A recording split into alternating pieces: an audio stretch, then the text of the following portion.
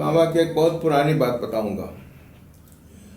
तब संस्था बहुत छोटी थी, कार्यकर्ता भी कम थे, मार्गियों की संख्या भी कम थी और न कोई स्कूल थे ज़्यादा, 2-4 स्कूल रहे होंगे और बाबा को रहने के लिए कोई अपनी जगह भी नहीं थी।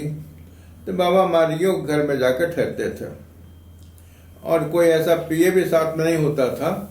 जो चलते थे उनको बाबा सेक्रेटरी बोलते थे। तो सेक्रेटरी के रूप में बाबा ने मुझे भी चुना और कार्यक्रम बना गाजीपुर जाने का। गाजीपुर उत्तर प्रदेश में एक छोटा सा शहर है जहाँ बहुत अच्छे अच्छे मार्गी कुछ लोग थे और बहुत बड़े एक एडवोकेट थे केशव प्रसाद। उनके घर में बाबा को ठहरने की व्यवस्था की गई। मार्गी कुछ आए, कोई 500-700 लोग होते थे डीएमसी धर्म महाचक्र में। तो हम लोगों ने अच्छी व्यवस्था की कि मार्गियों को कोई असुविधा ना हो जाए। एक उसी शहर में एक गवर्नमेंट, सेंट्रल गवर्नमेंट में एक ऑफिसर थे। तो उन्होंने बाबा से कहा कि बाबा कल तो कोई खास काम नहीं है, तो कल का कार्यक्रम अगर हमारे घर में रखा जाए तो बहुत खुशी होगी, आपकी बहुत बड़ी कृपा होगी। बाबा तैयार हो गए। दूसरे दिन जब बाबा उनके घर पर पहुँचे तो गवर्नमेंट ऑफिसर थे, काफ़ी बड़ी कोठी थी, बहुत बढ़िया उनका फूल का बागान भी था। तो उन्होंने अपने माली को बोला कि बाबा के लिए कुछ अच्छे माले तैयार कर दो, बाबा को अर्पण करना पड़ेगा माला। तो जो माली बना रहा था उसका एक छोटा सा बच्चा भी उनके साथ था, कोई 4-4.5 साल का बच्चा रहा होगा। वो भी दौड़ दौड़ करके जब सुना कि बाबा आ रहे हैं तो दौड़ दौड़ करके बहुत अच्छे अच्छे फूल चुन करके अपने पिता को देने लगा और बहुत अच्छे माले तैयार हुए। बाबा जब वहाँ पहुँचते हैं तो बाबा के लिए छोटा सा एक मंच बना जहाँ बाबा बैठेंगे। बाबा ने जब अपना आसन ग्रहण किया तो उनको माला देने के लिए वो सज्जन तैयार हुए और माली एक अच्छे थाली में वो माला लेकर के आया। तो बाबा को के गले में माला डाल दिया गया। तो दो माले बाबा को पड़े, 2 सज्जन ने बाबा को माला पहनाया। वो छोटा बच्चा भी वहाँ पर बिल्कुल खड़ा था, बहुत देर से बाबा को देख रहा था। तो बाबा ने उस बच्चे से पूछा, तुम्हारा नाम क्या है? वो जो माली था, जो उसका पिता था, उसने कहा कि बाबा ये तो गूंगा बच्चा है, वो कुछ बोलता नहीं है। बाबा ने फिर पूछा कि तुम्हारा नाम क्या है? फिर उसने समझा कि शायद बाबा समझा नहीं, बात समझे नहीं।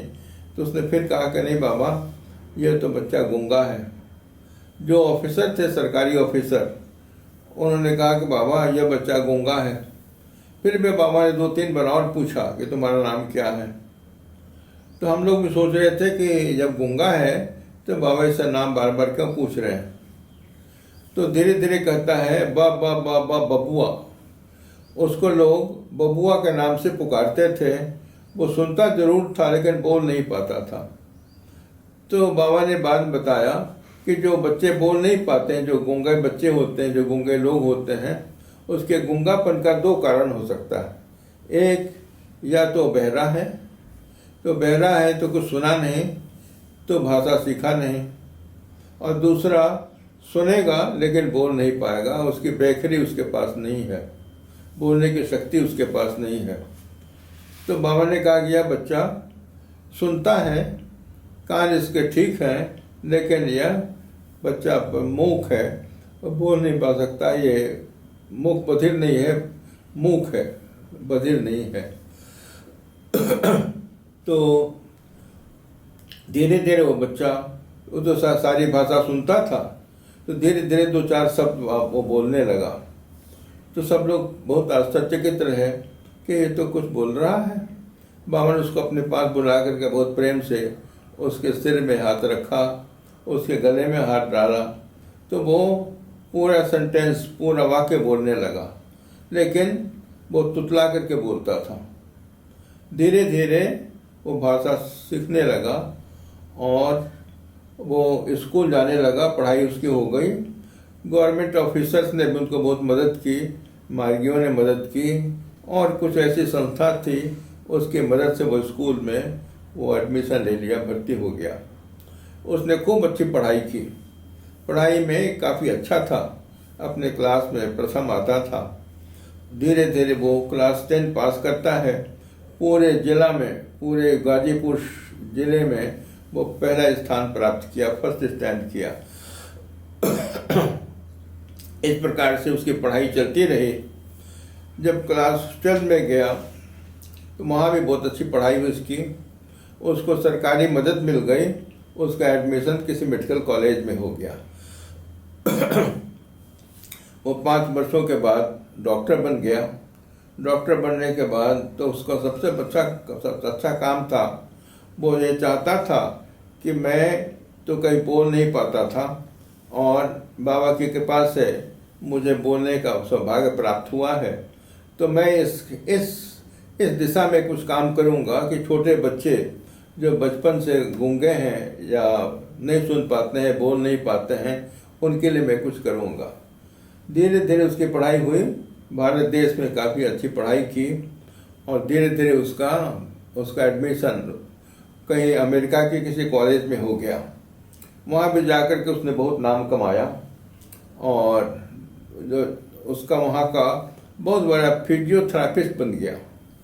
वो बन गया और स्पीच थेरापी में वो बहुत बड़ा हासिल किया, बहुत बड़ा गुण हासिल किया और वहाँ का सबसे बड़ा डॉक्टर में गिनने जाने लगा। बीच बीच में भारत देश आता था तो हम लोगों से मिलता था, तो यही बोलता था कि दादा, बाबा की कृपा से मैं बोल लेता हूँ, तो मेरी इच्छा है कि जो बच्चे नहीं बोल पाते हों उनकी ज़्यादा से ज़्यादा संख्या में मैं सेवा कर सकूं। और भारत देश में भी उसने एक छोटा सा अपना इंस्टीट्यूट बनाया जिसमें बच्चे जो बोल नहीं पाते थे, सुन नहीं पाते थे, उनके लिए उसने कुछ व्यवस्था की। वो बहुत नामी डॉक्टर बना। तो सोचिए, इसी को कहते हैं बाबा के अहेतुक की कृपा। बाबा ने कहा कि जैसे उसने मुझे कहा कि बाबा मेरे घर पर भी चलें, तो मेरे सबसे पहले उस बच्चे को मैंने देखा।